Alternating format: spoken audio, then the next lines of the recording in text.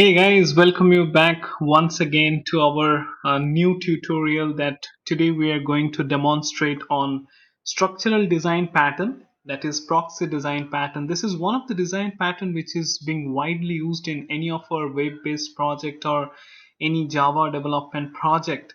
But before going into the details, I would request you to please subscribe to our channel because we are coming up with lot of design pattern techniques that we use on our day-to-day basis, and as a developer I used to feel a lot of difficulties in order to understand this design pattern and in which particular scenario I should be placing which design pattern as such.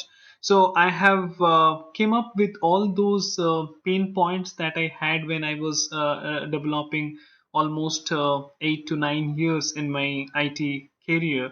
So it will help you if you are new to design pattern or if you are new to programming skill set. Then this will definitely help you to be a better developer, and also you can stay tuned with all those design patterns in order to be a architect going ahead in your career.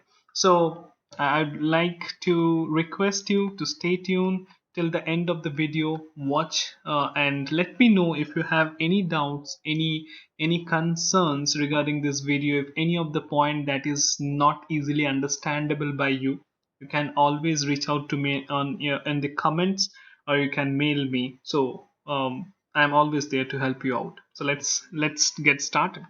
So what this proxy design pattern is all about? Actually, proxy, the word means in place of or on behalf of.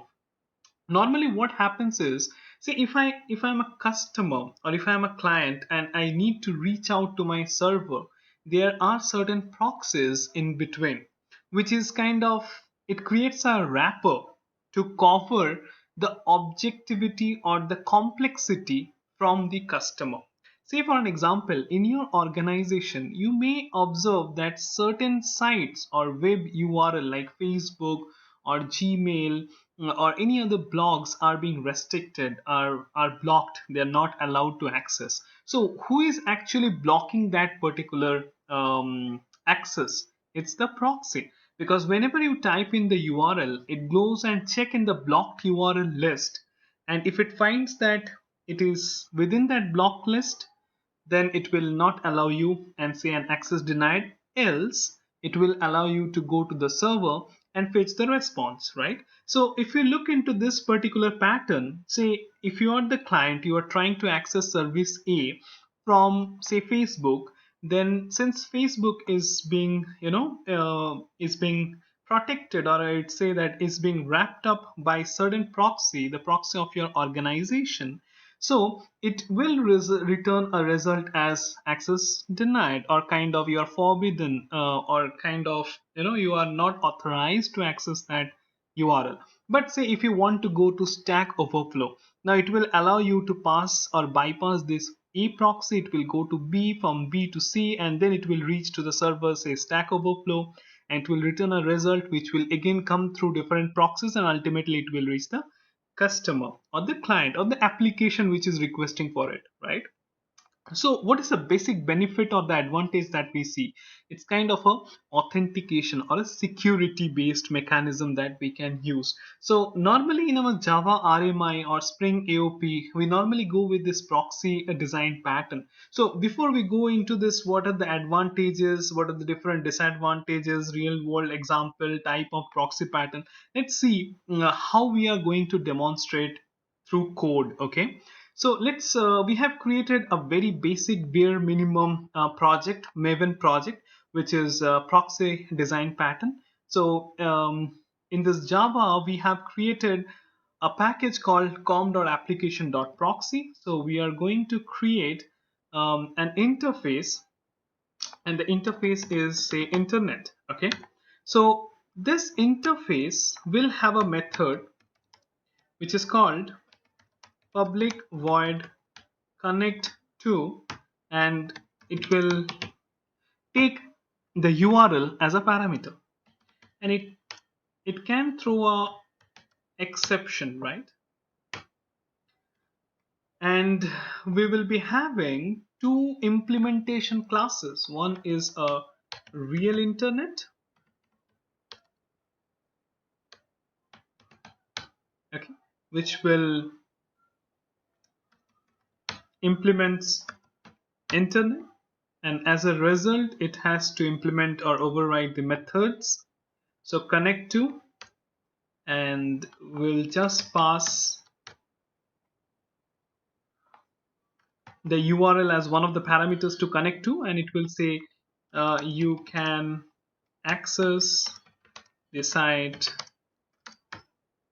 and let's say the URL that you are requesting for. Okay, let's create another class, which is the one that is going to determine that whether it will reach to the server. So in our case, the server is the real internet. Okay, and this is the proxy we are creating. Okay, so as of now we will be going with a single proxy, so I can say a proxy internet. Okay, so this particular class will also implement internet, and it will implement the connect to methods. Okay, so what I will do over here is I will create an instance of a real internet at the very beginning. So it's real internet equals to new real internet. Okay, and I'll create a static block. Okay, the reason why I'm creating a static block is because I need to create a list of URLs. Okay, or we can say let it be restricted URLs equals to new array list. Okay,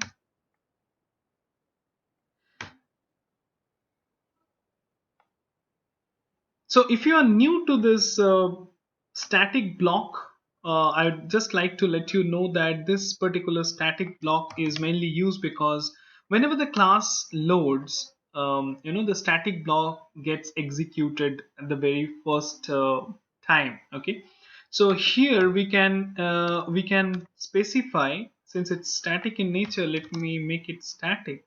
So we are gonna add few restricted URLs, say facebook.com. Okay, and we'll add few more. Okay, so let's say YouTube is also restricted.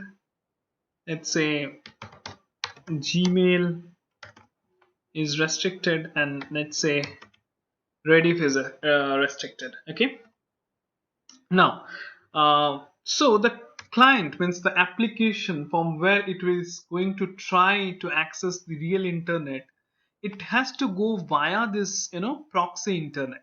So here we'll put a logic like if the restricted URLs dot contains the URL that we are passing. So what does it mean? It means that, say, if we pass Facebook, then it will search within this particular list if it has facebook.com. If it finds that there is a reference of facebook.com, then it will throw new exception and will say access or the site cannot be accessed. Okay, we can write organization policy. Fair enough. Else, now if I want to access Stack Overflow, which is not a part of this restricted URL, so what will happen is now it will take the reference of real internet. So it will go and call real internet, and it will say dot connect to. Okay, and then it will pass the URL. So what happens is if the URL that we are passing does not belong to any of this restricted URL, then it will go and it will use the instance that we already created for real internet, and then it will call the connect to of real internet, and you can find that the whatever logic we provide within this method will be accessible. Okay, Now let's create another class in order to test the functionality. So I'll just write client demo. Okay, so this class will have the main method. Okay, and then I call upon internet. Okay, internet equals to new. Now the logic is we should not create direct instance of real internet. So we will not create the server directly because the server will be in turn created inside this proxy. So real internet won't be created over here. That is, if it validates in the proxy itself, in this proxy class, we have the instance of real internet. Okay. So here what we'll do is here only the instance of proxy internet will be present. Okay. And then we'll say internet, so which means is we referring to the proxy internet, right? Dot connect to, and say I write here as facebook.com initially. Okay,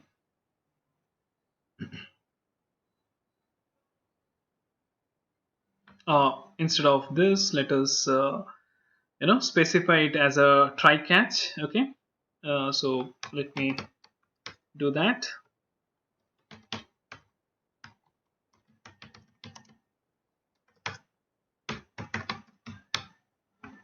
Okay, fair enough.